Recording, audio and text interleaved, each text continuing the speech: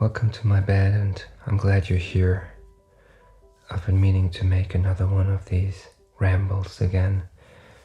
Just now really finding the time again, and I'm really glad that you're here too, and looking forward to this.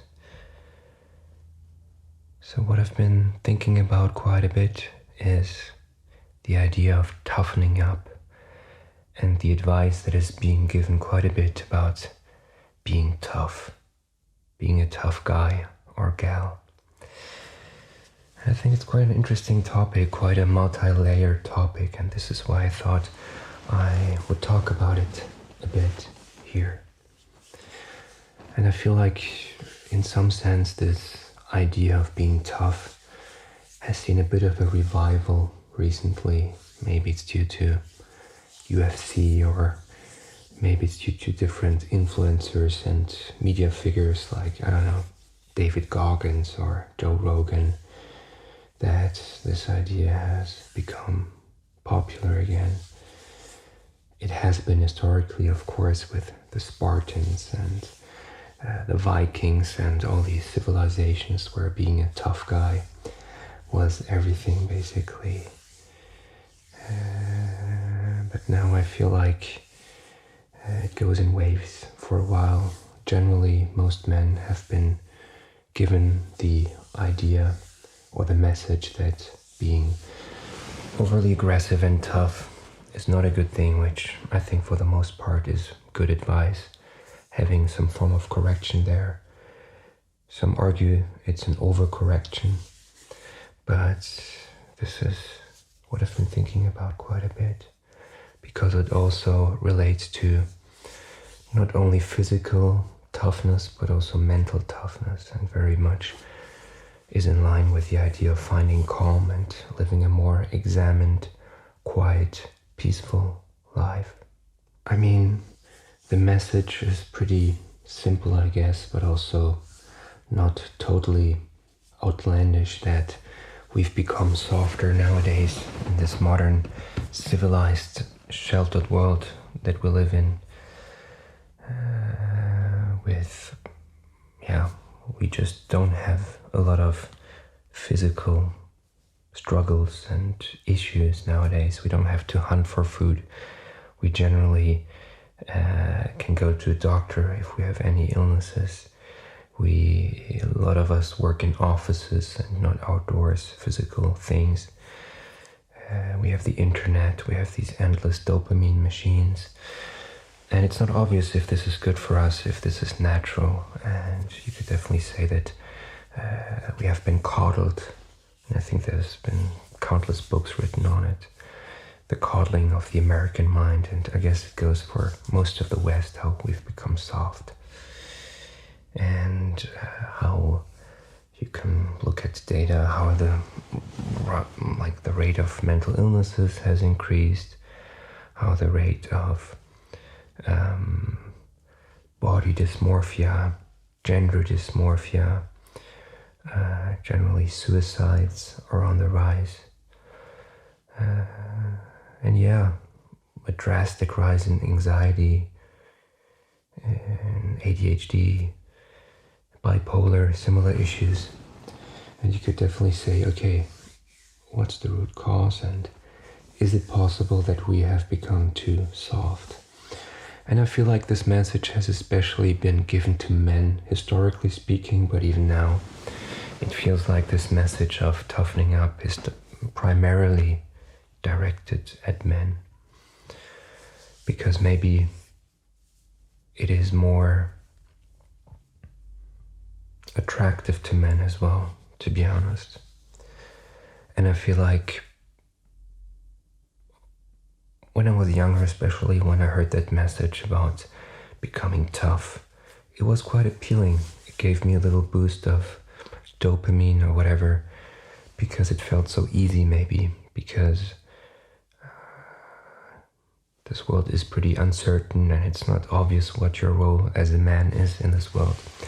And so being given this kind of blanket answer about this is the solution, this is the magic pill, being tough, sounds reasonable, and also it sounds yeah, it's kind of what we suspected anyways as men, that we have to suffer to get anywhere. And this kind of resonates with many men, this simple answer of being, I don't know, manly, tough, toughening it out, and yeah, hardening ourselves. And I feel like this is the message that has been given for many centuries, maybe thousands of years, that we have to become tougher. And even those native tribes in the jungle, they have these becoming a man rituals where men have to sometimes stick their hand in a glove with the deadliest ants ever. You almost faint and die from the pain. Or other tribes where they jump from, basically do bungee jumping without equipment. I saw a documentary, it's pretty crazy, but it's basically about suffering, almost torturing yourself, like touching fire or something with your hand, and almost to the point of, you think probably that you're dying in this moment. And I guess so it's not a totally new thing, but I've been thinking about this topic because, I've heard, I think Joe Rogan, I don't really listen too much to his podcast, but I've heard him talk about how he makes himself be uncomfortable and how important it is for him to be uncomfortable and to train his mental and physical toughness. He works out a lot. He does sauna and cold baths, and he runs up hills, and he prides himself on deliberately putting himself in uncomfortable situations. At the same time, I feel when I hear this some kind of, cynicism also in me, because how does this guy really live a tough life? What is it that he's doing that's difficult?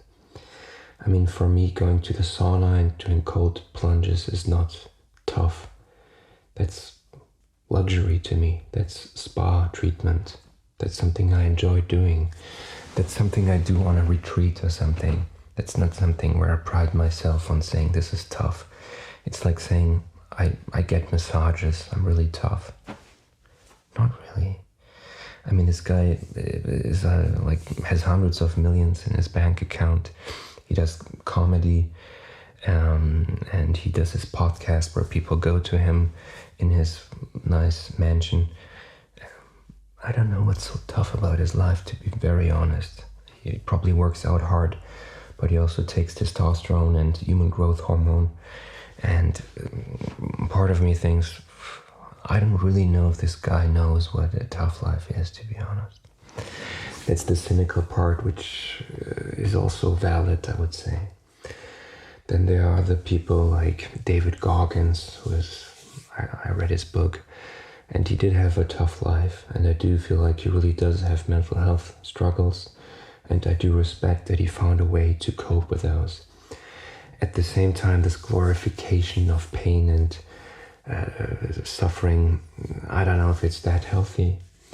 He basically shows how he has water in his knee and he drains it, or his toes are almost rotting and falling off, and he shows it on Instagram.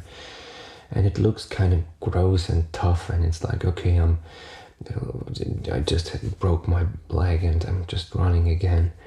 This sounds tough, and we do admire it somehow, this willpower, which transcends just this kind of feeling of fear and feeling meek and fragile.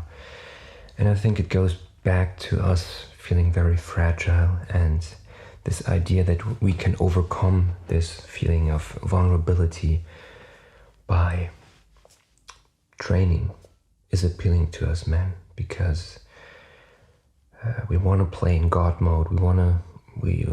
Many of us would want life to be like a video game where we play with God mode cheats and everything just falls into place. We don't have to fear anything. We don't have to worry too much because we can conquer everything.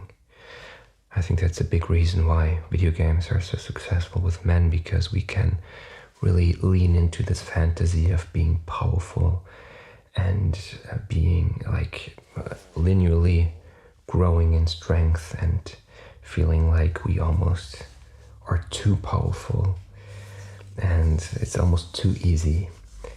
I think that's appealing if you feel like life is almost too difficult, it's too painful, it's too scary. But then there are also pretty, I think, unhealthy influencers and media figures. A few ones I can think of right now are Dan Pena, who's a really strange old guy who I think has been on Rogan and on other talk shows like Long and Real, which is another weird media avenue, a guy who does crypto scams now basically. But basically that's an old guy who owns a Scottish castle and who does these seminars and basically just insulting young people about how soft they are and how he doesn't care about their mental illnesses and about their family, and it's just about making money and being tough. And it's almost like a comedy sketch or something if you watch his shows. And also if you hear him talk about his lives, it almost sounds like he makes 50% up how he has been fighting grizzly bears and how he was at war and how he built all these billion-dollar businesses and all this stuff, and how like his clients made so many billions because he was so tough on them. Sure, I don't know exactly. I haven't done my full research, but it sounds almost comical, and I'm not sure if it comes from a healthy place.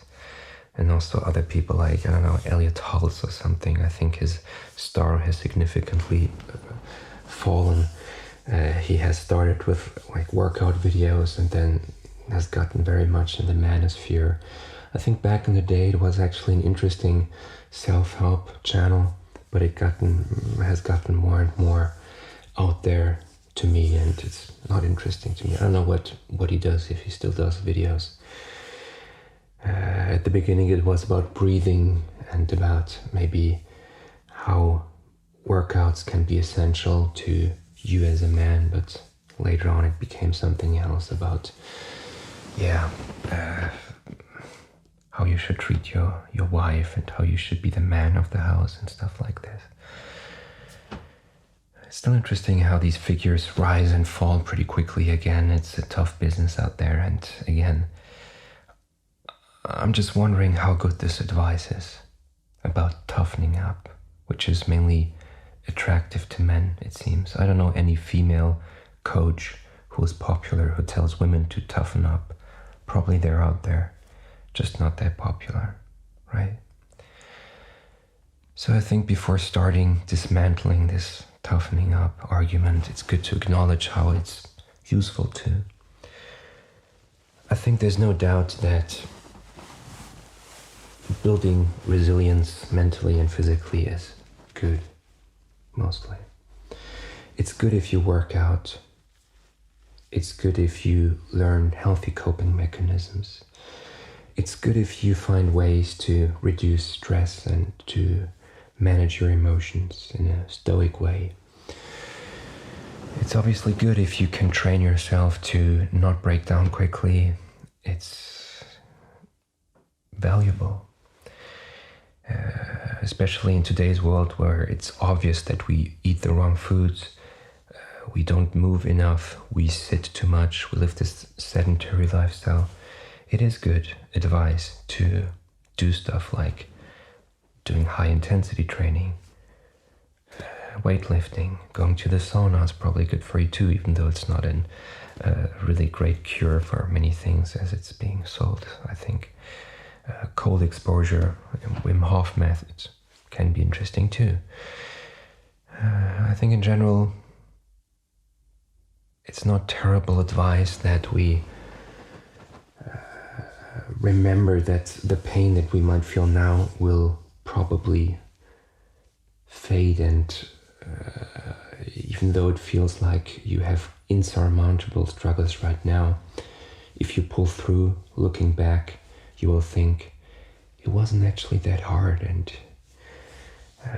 you will gain a new perspective. And there's a book by Seth Godin called The Dip, which basically says, in any worthwhile endeavor, be it in a relationship or in business or in starting a new project or learning a new skill, there's gonna be kind of a dip in terms of how hard something will be and how low your motivation will be.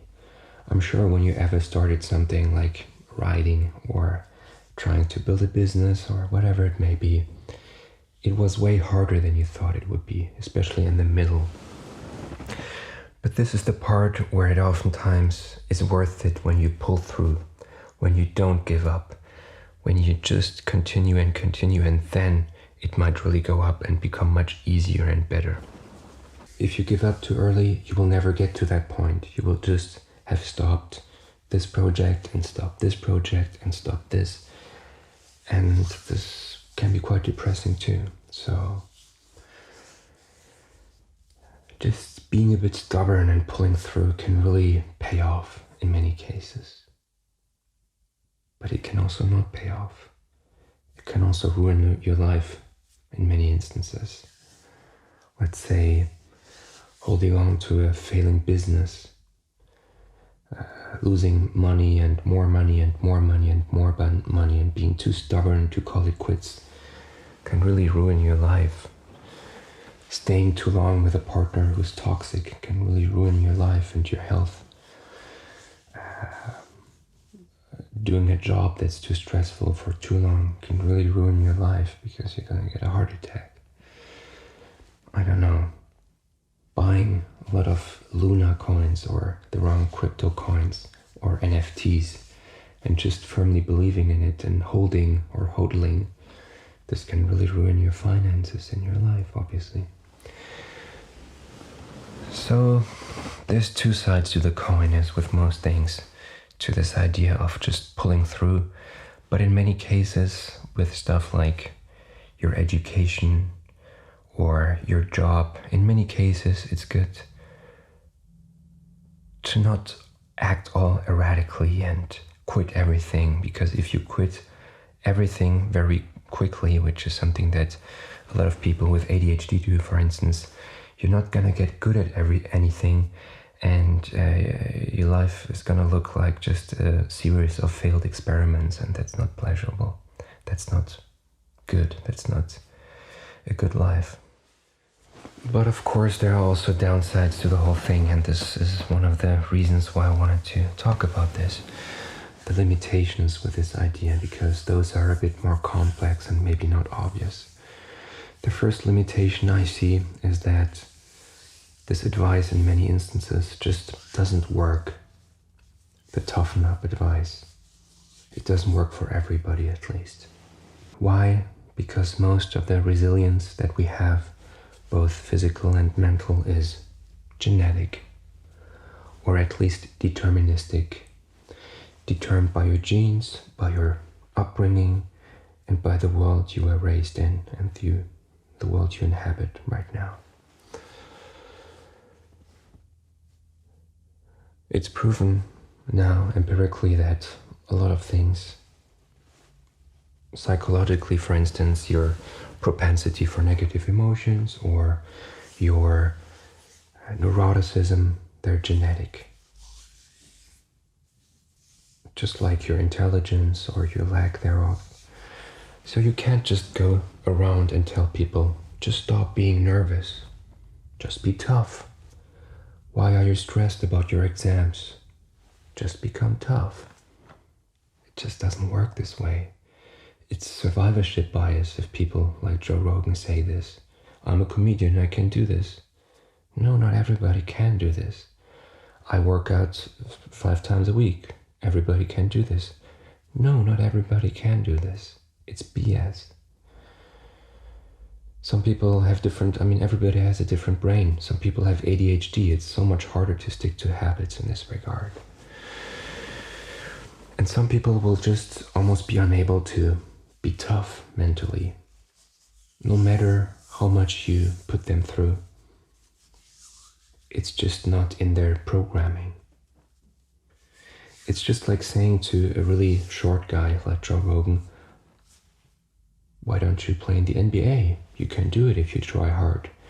It's the same as telling somebody who's highly anxious and neurotic to just, I don't know, be comfortable and go out there and socialize and be a public speaker.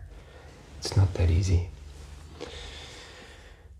And some people will say, no, it's not actually about thinking your way into being calm and tough. It's about building the right habits, which I think is a valid point. But then again, you have to see, similarly to thinking differently, you can't just think your way into sticking to habits. It's also survivorship bias. Some people are unable to work out, to stick to a habit, to work out 5 times a week. For people, for instance, with ADHD, it's much tougher to stick to a routine because they forget their routines. They have time blindness. They don't really remember who they were yesterday or the week before. So it feels like they're not even the same person anymore. So for those types of people, way harder. And I'm not talking even about real hardcore mental issues like schizophrenia or bipolar or whatever it may be. For those people, it's even exponentially harder, obviously. People with Asperger's, they can't just become social animals by learning the right lines. It's just not working. So yeah, even the building habits idea is pretty flawed because the capacity to stick to habits is mostly deterministic. Some people are very good at it. Some people, no matter how hard they try, they're never really going to be able to stick to healthy habits. And yeah, there are books about techniques, hacks about sticking with habits, like Atomic Habits by James Clear. It's a very good book. Still, not everybody even has the capacity to read this book, to stick with it. And of those who read the book, many people will be unable to implement the lessons learned. I read the book, I forgot all about it, and even though I started implementing some of these ideas in it, I didn't stick with it. Because I'm dumb? No. But because I have a propensity of just, this idea of a habit forming, for me, it somehow doesn't work really. Even though I stick with it for a year, let's say, I lose it again. Just like this on one weekend, it's not there anymore. This compulsion to do something because you've done it yesterday, it doesn't exist for me because I feel like every day my hard drive gets wiped clean. I'm a new person almost, which can be good in some sense, but for the most part, it's not great. It makes sticking with habits exponentially harder. Some people might also argue it's about exposure therapy. And this is a valid method in therapy, in psychotherapy, exposure therapy. Basically, for instance, if you have a phobia of flying, then you're gradually gonna work your way up and you're gonna fly. You're gonna board planes, and this is how you're gonna fight your phobia. Or similarly with public speaking, people who have extreme anxiety when doing public speaking, a good way to combat this is to work your way up with small crowds. Maybe you notice it's not that terrible, I'm not dying, and then actually you might, to some extent, cure this phobia of public speaking. But also there I feel like it's only possible to a certain extent, and even this type of therapy definitely isn't 100% successful, probably not even 50% successful. I know this from my own experience. As a kid, I played instruments quite a bit and I hated it. I was very nervous playing in front of a crowd, concerts. I really sincerely hated them. I had to think like for 1 week before they started how I don't want to do it. I was ashamed of myself. I'm not a born entertainer. I don't enjoy this. I feel like an imposter. It's not fun for me. According to the exposure therapy theory, this fear of playing in front of people should go down the more I play in front of people, right? Well, I know for a fact for myself it didn't go down.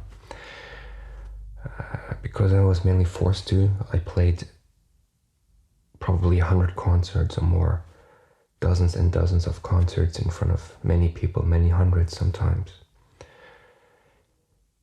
While maybe my fear went down somewhat for smaller concerts, I still hated it very much.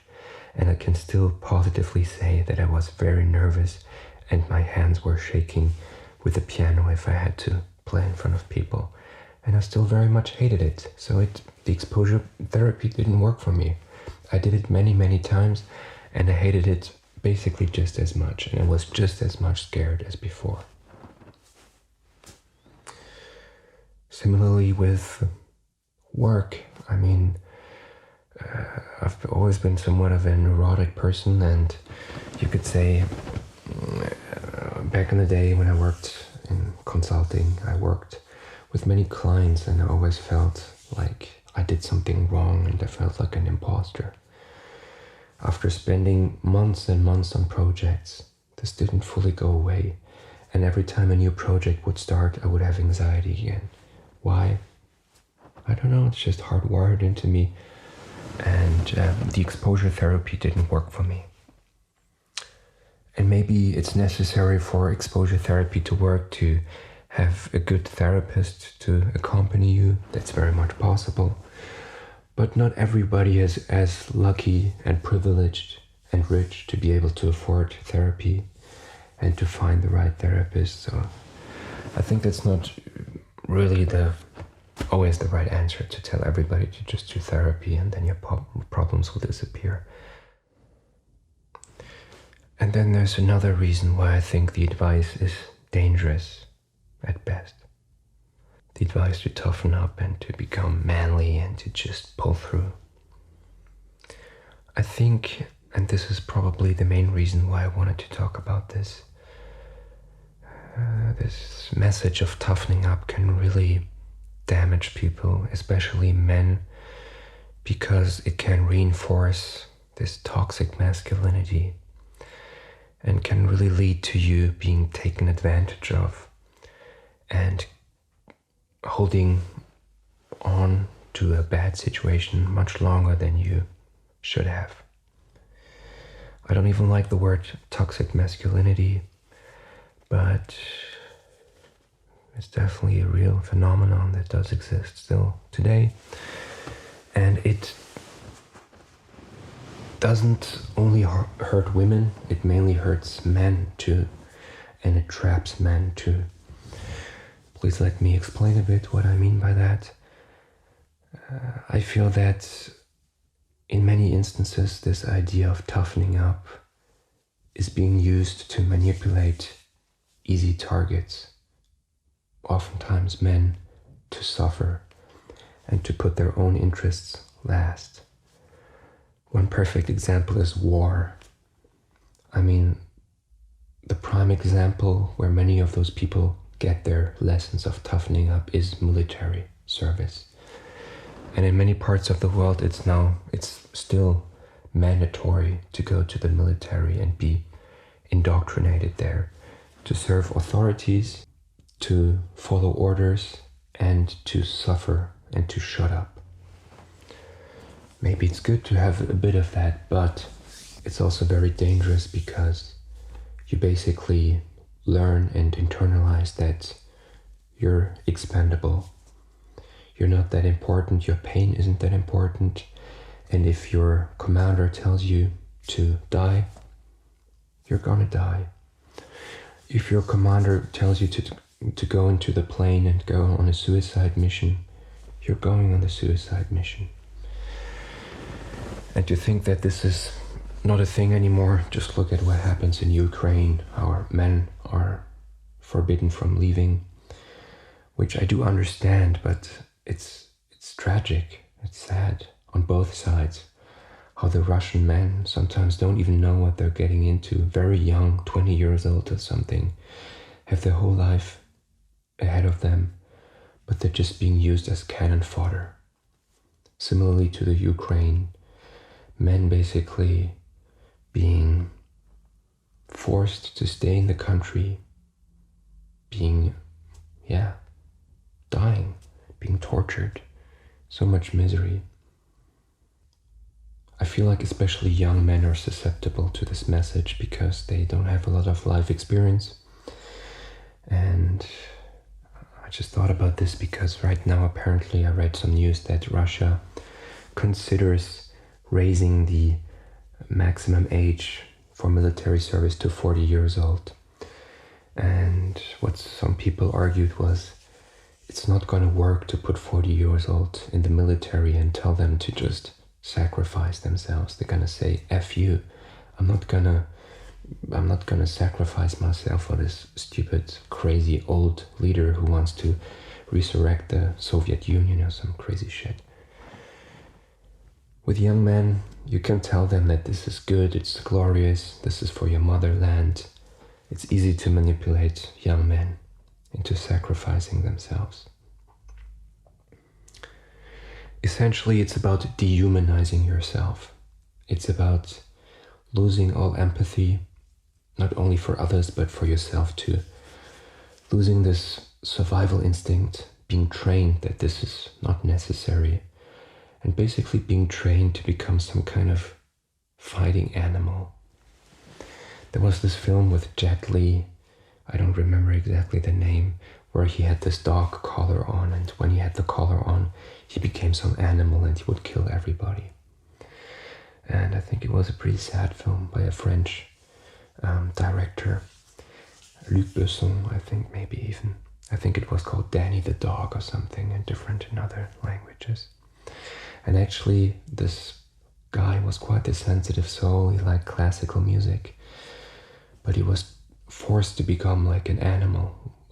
Not even an animal, like a killing machine with no emotions and no respect, not only for others, but for himself. And what I essentially want to say is this applies to many other things. Men being told, or also women, that they should just, sacrifice themselves for their partners, for their families, that they're not allowed to have any alone time, that they should just pay for everything that their partner wants, that it's totally fair that their wives get very large sums of divorce payments without having kids or whatever. So I guess the divorce system is kind of screwed up too in this way. But similarly at work, I feel like many people get taken advantage of by saying, yeah, we're tough. You didn't work on the weekend? Why not? You don't have any overtime? Why not? This weird, stupid idea that it's good to stay at work longer than your boss, which is just typical in Japan too. I feel like in Japan, this is a very strong idea that you're supposed to toughen it up, be it during war or now in work, being the toughest guy ever, staying longer than everybody else. It's nonsense. And what's really sad is that many men, because of this messaging of toughening up especially, don't seek help when they need it. And you can see this very clearly looking at the suicide statistics, which are like 3 times higher, up to 6 times higher for men than women. You can also see it how rarely men go to the doctor. It's almost like a badge of honor if you never go to the doctor. Men generally don't seek help. They don't talk to their friends about their problems. And then also they're being told that their wives aren't their therapists. Yeah, but who are they supposed to talk to then? Sure, men have to become better at talking to their friends and so on. But they're also being discouraged from it. They're being treated like pussies. And in many instances you read about men trying to talk to their partners about their mental problems, about their anxieties, and their partners hating it and wanting to leave them and then cheating or something because they thought, oh, that's really unmanly. So I think a big part of this toxic masculinity gets enforced by women too, because it's good. It's good for women and for society to have disposable men who have this toxic shame and who just suck it up and work themselves to an early grave. That's good for society. It just sucks for the men. And this also goes very much for women, by the way. I'm just talking a bit from a man's perspective. And yeah, I think it's very sad that men don't seek the help that they need. It's also reinforced by media, I do feel like. There are so many campaigns for breast cancer awareness, but for prostate cancer there's almost nothing, even though the death rates are almost the same. Everywhere you look, you see this male expandability being simmering through action films to military films. It's also lived in real life, how men are being just used as cannon fodder everywhere in this world, and still continues to be this way. It's kind of sad. It's very sad, actually. All I'm trying to say is,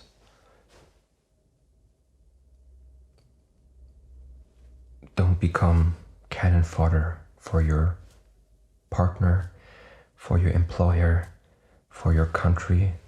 Whoever tells you that it's your duty to do something, question it.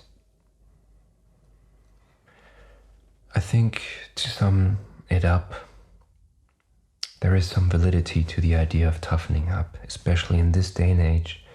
It is probably a good idea for us, all of us, to do something that is uncomfortable physically and mentally, to do high-intensity workouts, to not always eat comfort food, to not always just be lazy and lie in bed. This is not a good life. Do risky stuff sometimes, not necessarily risky for your health, but don't always go the comfortable route. Change jobs, apply for something new. Find new friends if your old ones treat you badly. Find a new partner if it's a toxic relationship. Don't accept a terrible life, and don't accept it if, in this way it's good to toughen up and be tough for yourself in standing up for yourself. That's a good way to toughen up. On the other hand, I think it's not great to toughen up at your own expense. Even though it sounds egoistical, you are the most important person in your own life. It is okay to think this way, because otherwise nobody's gonna look out for you. I know this for myself. If you're just accepting others to trample down on you, they're gonna do it. If you show everybody that you can always suck it up, that you have no needs, people will take advantage of you. Don't do that. Be strong in defending your own interests and needs. I guess maybe, now that I think about it, I would say to a friend or to a child, become strong. It's good to become strong if you can, as strong as you can. But become strong so that you can defend your own interests and the interest of your loved ones. Don't be strong in the sense of accepting punishment all the time and suffering through everything. Because this advice of toughening up can be very toxic and excruciating too, and really push people to suicide, because what if you can't be strong? What if you break down crying and you notice, I can't be strong? This idea I had of just being tough and developing the willpower, I'm not that person. I've reached my limit. I'm weak. Hearing all this messaging about you can do everything by just being tough, and at the same time failing, I think can be very toxic, very traumatizing, and maybe lead some people to do, terrible things, because this image of themselves being the tough person crumbling can be terrifying. And it can actually make things worse for people. Imagine somebody's depressed and you tell them to be tough. I think it has the opposite effect. I think it's better to tell that person it's okay to be weak. It's okay to be vulnerable. It's okay to not be tough right now. Let's not think about being tough. Let's think about accepting what is. Let's talk about accepting who you are. And I think from this acceptance you can generate a lot of strength. Maybe it's not the tough guy strength, the physical strength. Maybe it's a different type of strength. Everybody has their own version of strength. Maybe for some people strength is just getting up in the morning and feeding their dogs or their children. For some people, their version of strength is staying alive. Maybe for some people, suicide is a form of strength. I'm not recommending this, by the way, but for some others, they're somewhere else, you know. That's important for you to realize. We don't all have the same cards. For some people, it's just exponentially harder to even work out once a month. For others, it's just easy. It comes natural to them. Don't compare yourself to those people. They're just like billionaires. It's not that easy for you to, you can't just become a billionaire like this, because they have different starting conditions and everything is way easier. Or somebody who's super beautiful, they're gonna have a way easier life than somebody who's not beautiful at all. That's so easy to understand. So take all this messaging with a grain of salt, especially you men, because people talking about how working out 5 times a week, or I don't know, going to the sauna is making such a big difference. I don't know how helpful this is. It's survivorship bias. Many of these people are very rich and live a very privileged life. They don't have to go to a soul-sucking job. Take this advice with a grain of salt, and if you notice that it makes you feel better, go on and consume it. If you notice it doesn't really do much for you, stop consuming it, because it is kind of bullshit, to be honest. It is mostly bullshit. Yeah, I don't know what you think about this topic. Did I miss the mark completely? I think as with most topics, there's not like a black and white answer to this. I would stick with what I said before. Try to become your best version of strong that you can. Don't even think about what others do. Don't even think about how much you should work out. What's important is that you're comfortable in your own skin and that you find a way to ideally regularly go out of your comfort zone. And this could just be taking a walk outside, doing a bit of light movement, whatever you can do. And also be strong in defending your own interests. Don't become some egoistical maniac, of course, but it's healthy and good to set boundaries and put yourself first, especially if you struggle with this, naturally speaking. So yeah, I think tough is a stupid word. And also resilient, I'm not sure. It's mostly genetic to me, resiliency. To me, it's about doing the best with the cards you've been dealt, but most importantly, being accepting of who you are. Having this inner peace with who you are and not hating yourself all the time. This toxic shame has to go away.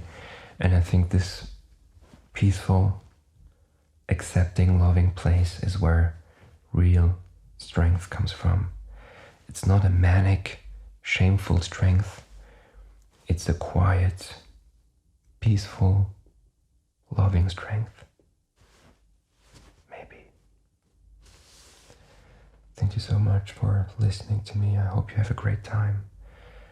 I hope wherever you are in this world that even though we live in strange times, you're doing all right, and that you can start to enjoy this summer.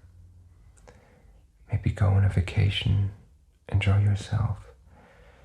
And even if things look kind of bleak for you, yeah, maybe this was helpful to you. I'm really glad that you're here. And I'm glad that I get the chance to talk to you. It's awesome. Thank you so much.